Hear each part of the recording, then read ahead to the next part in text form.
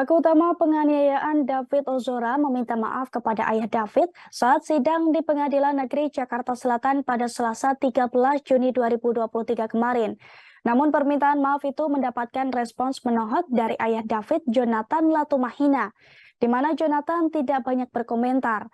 Namun ia menekankan akan berpegang pada keterangannya saat menyampaikan kesaksian perihal kasus penganiayaan itu.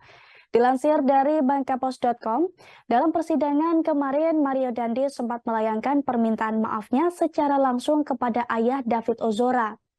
Mario Dandi menyebut dirinya mengaku prihatin dan meminta maaf kepada Jonathan perihal perbuatan dirinya kepada David Ozora. Namun Jonathan tidak banyak komentar usai dirinya mendengar pernyataan yang dilontarkan oleh pelaku penganiayaan anaknya tersebut.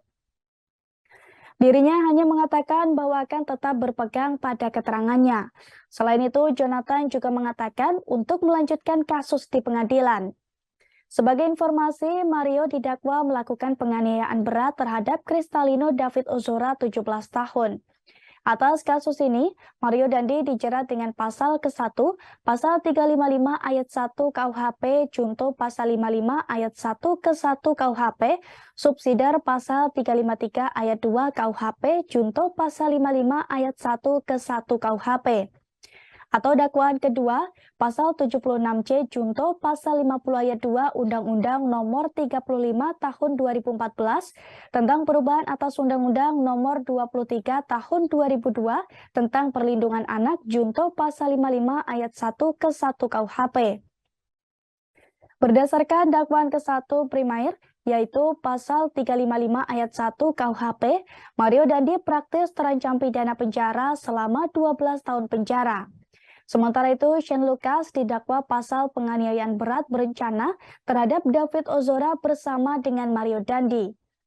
Pasalnya, adapun pasal yang didakwa terhadap Shane Lucas adalah pasal 353 ayat 2 KUHP subsidiar pasal 355 ayat 1.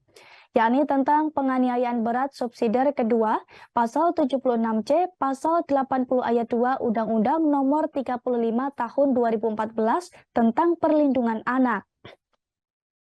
Diketahui sebelumnya, dalam kesaksiannya itu, Jonathan menyebut bahwa anaknya juga sempat mendapatkan ancaman ingin ditembak hingga dipanggilkan BRIMOB oleh terdakwa Mario Dandi.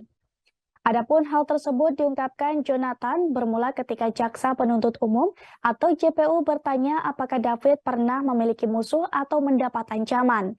Jonathan saat itu menjawab, ia mengetahui bahwa anaknya mendapat ancaman setelah dirinya mengecek ponsel milik David.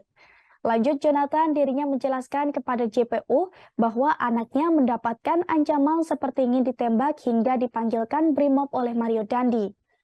Namun dikatakannya sejumlah percakapan yang tertera di ponsel David dan Mario mayoritas telah dihapus.